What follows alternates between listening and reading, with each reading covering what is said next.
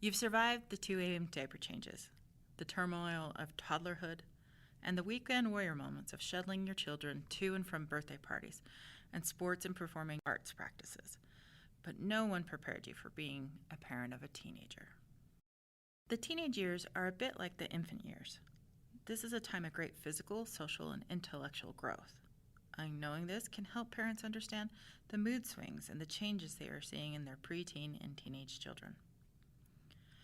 But when do the normal ups and downs of teenage life become something to worry about and seek help for? Here at Connect Canyons, we recently posed these questions and more to one of Canyons District psychologists, Brandon Segura. He had some timely insight to share for families.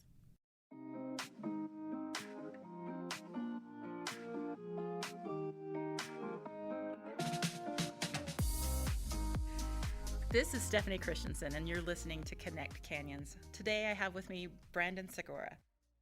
Why don't we start, Brandon, by you telling me a bit about yourself? I'm a school psychologist in Canyons School District. Been here for, I don't know if it's 9, 10 years, right around the time of the transition from Jordan. Got my degree, so I have a Ph.D, and I am licensed as well. Got my degree from the University of Utah. And currently working in a middle school, but have also worked in elementary schools within our district.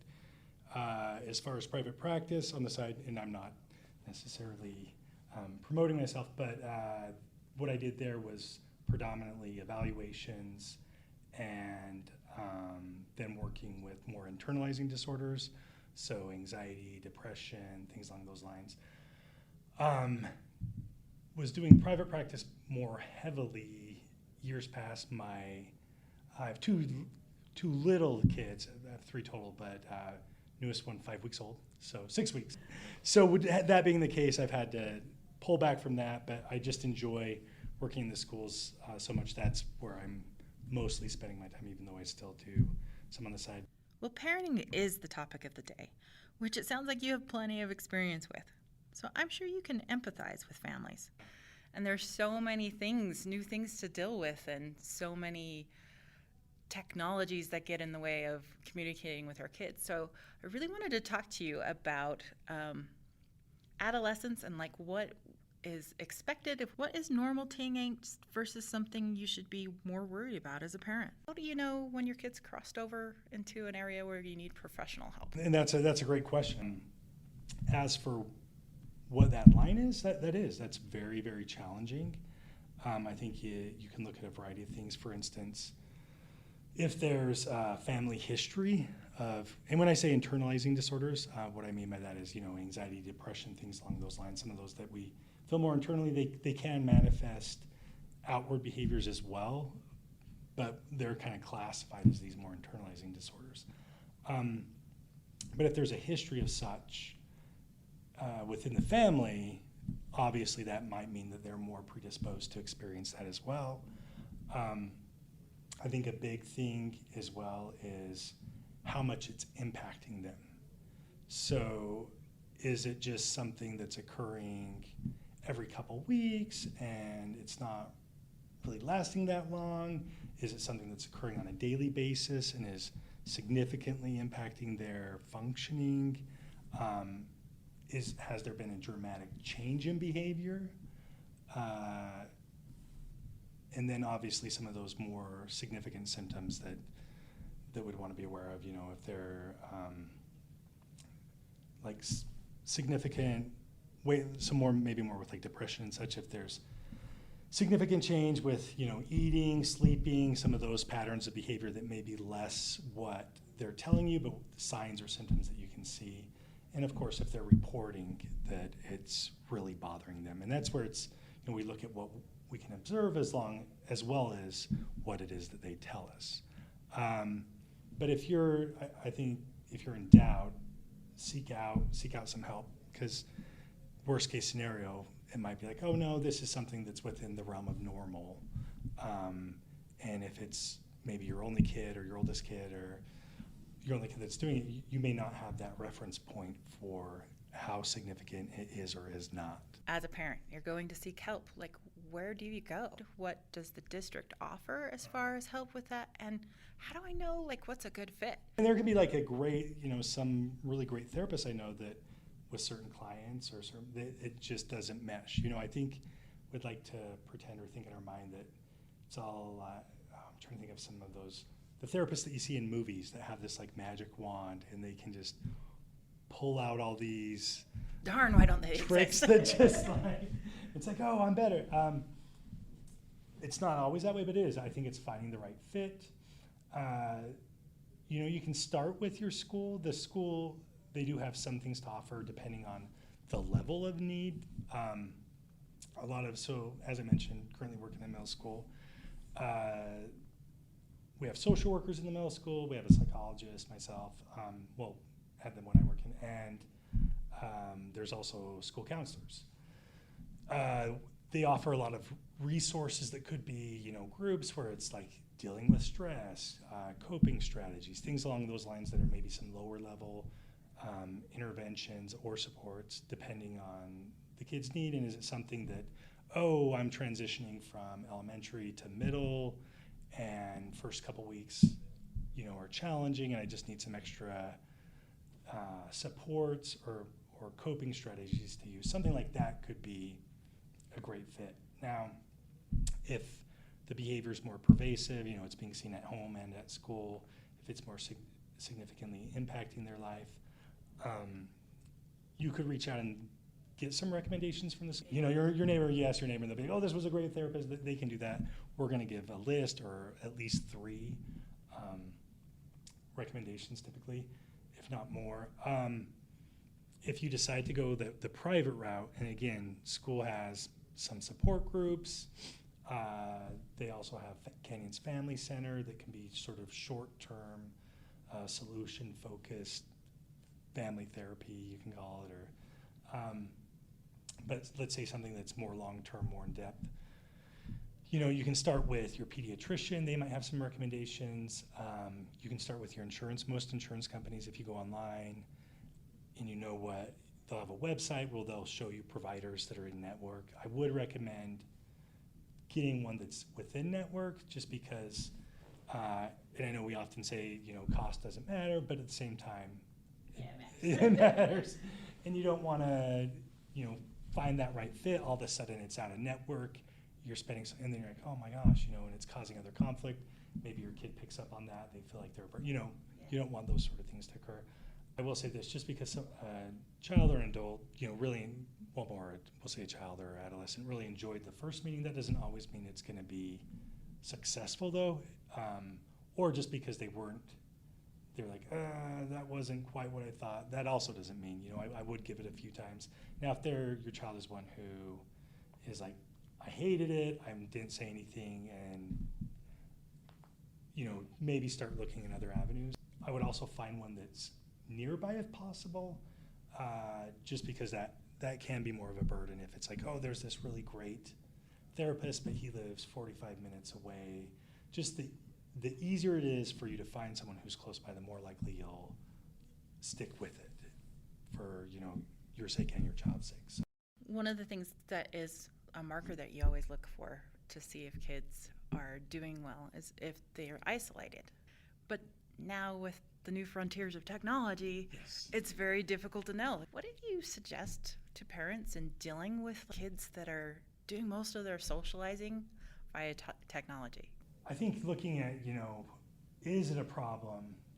Because a lot of people, even adults, have this social support network via technology. And I could go off on this other rant about social media, but that's not what we're talking. But it's a big part, so let's say it's more those, because it seems like there can be a difference between the social media where it's just going for likes or going for where there's not really this relation, and then there are some kids who they do have their online gaming, and they're actually there's more of a discussion back and forth, and I do see a difference there. At the same time, they could both be a negative thing in someone's life, depending on how it is they use that, how it is that they, are they able to walk away from it, and is it this thing where when they don't have it, it's causing like negative emotion in their life, then it's like, ooh, let's really look at that. I think also the amount of time, this is a rarity, but if there's a kid that can get playing his video games and then the parent says, hey, it's time for dinner, and they're like, okay, and they turn it off and it doesn't happen. But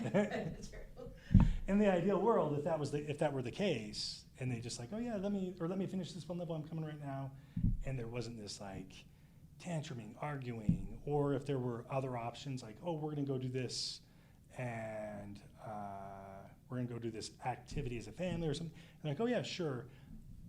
Again, this is this ideal because it doesn't seem like this is always the case. But if that's how it were, I wouldn't see that being really a problem, because it's this balance of, okay, I have this other aspect, but I also have this. When it's taken away, there's a lot of arguing, and not just like, oh, mom, come on, let me do. Or when it's limited, then it does seem to raise more red flags. That doesn't necessarily mean that, oh, it needs to be just all stripped out and they need to be pushed out into mainstream society and been like, no, you need to just go talk to everyone. But I think it is more like, do we need to work on some other support systems or some other ways for them to have those interactions, and looking at creating more of a balance. Well, it does seem like we have so much pressure to be perfect, and our kids have so much pressure. So how do we help them to be achievers or to do their best, whatever their best is, not on the scale of like comparing to everybody else, but like, how do you help your kid achieve without, pushing too far? I mean, I've heard people who pay for grades. I've heard some people are like, whoa, no, or even down to like chores, like some people, it's part of being a family team. Other people, it's like, well, here's a little kickback to make sure it happens. And that's a great question, and one that can be highly debated. For instance, there's a psychologist, Alfie Kohn, I think is how you pronounce his name, he wrote a book like, is it Ruined or Spoiled by Rewards?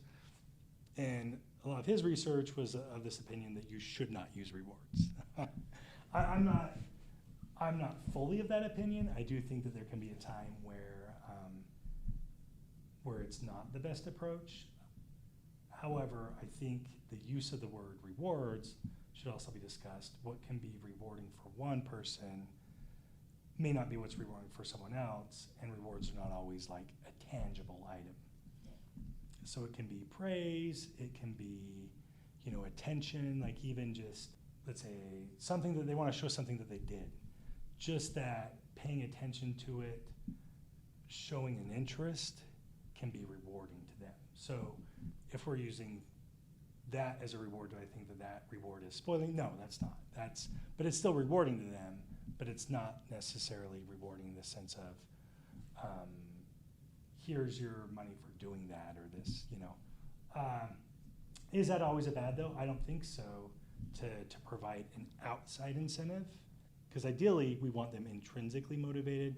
We'd love them to want to do it because they know that it makes them feel better when they make their bed. It makes them feel like they're keeping their room clean and they're responsible. But is that intrinsic reward? Yeah, is that really how it comes about? No.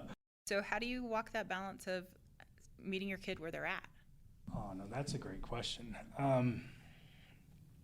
For one, I think it really depends on your relationship with them and what kind of relationship you have. Hopefully communication goes both ways with that. I think letting them know, for instance, if you have expectations of, well, you'd like them to have these higher expectations, but not making them feel like you care for them less because this didn't occur, if that makes sense. It's like the behavior is this way, how much I care for you, how much I love you, that doesn't change with this other expectation that may be there. But rather it's like, oh yeah, here's this, and letting them know maybe why it is you'd like that, sort of that motivation behind, okay, why is it you really want me to be a higher achiever? What is about it? Is there one thing that you'd want all parents to know? Yeah, there are a variety of things. I think is that it's okay to feel emotion, negative emotion as well. we don't always need to save them from it. It doesn't mean we don't acknowledge it or that we just leave them to their own vices, but it's okay to experience that, and we don't always have to save them right away. Now, of course, we'd hope that they would have some coping and we'd want to work with them on some of those strategies, but that's an okay thing. I think also, so this is kind of saying two things, I guess, but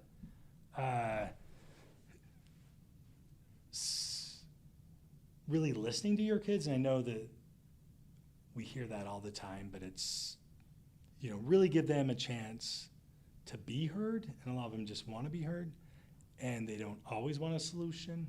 Sometimes they just want to be heard. What do you wish teens knew?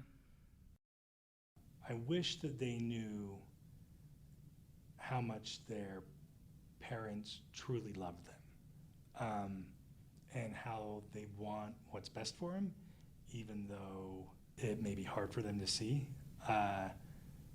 I think if they had that understanding, then sometimes decisions that, and I'm not saying that teens don't realize we love that, but I think if they knew that a lot of times we're coming from this approach of, this is what I think is best for you, and not just because we're trying to be mean or we don't want them to have fun. If they really understood that I think that would help with some of those difficult interactions that parents and teens have. It's surprising. So if we get a report of self-harm or suicide, we'll talk to parents about it, let them know this is the schools will do that, and it never ceases to surprise me that sometimes when I let the kids know, like, hey, we're gonna talk to your parent about this, they get really embarrassed or upset. Not always, but oftentimes. And what some of them have reported is, I think that my parent's going to be mad at me. And that just never ceases to shock me, I guess. Like, oh man, that's, because I know that's, and when I express that to the parents, they're like, why would they think that? And I think that maybe the parent gets upset, not upset at their kid for feeling that, but just overwhelmed with, oh my gosh, this is going on, and there's a negative emotion involved, and the kid thinks that they're upset at them, or don't realize that, no, your parents like want what's best for you, and they, if anything, when they hear that, it's like, oh man, what can we do? I don't want you to feel that way. But for a kid to think that, I think it's heartbreaking. Yeah. I'm sure that you see a lot of heartbreaking things and a lot of things through your day with working with kids. And joyous things too, though. And joyous things. Is there anything you'd want to say to parents out there about like seeking help? I mean, I would say there's nothing wrong with erring on the side of caution. So if you are concerned, reach out and see. And I think that's better than either ignoring or not dealing with it, and then it becomes a more significant issue. Thank you again, Brendan, for talking to us today about raising teenagers. You've been listening to Connect Canyons. If you have further story ideas, drop us a line.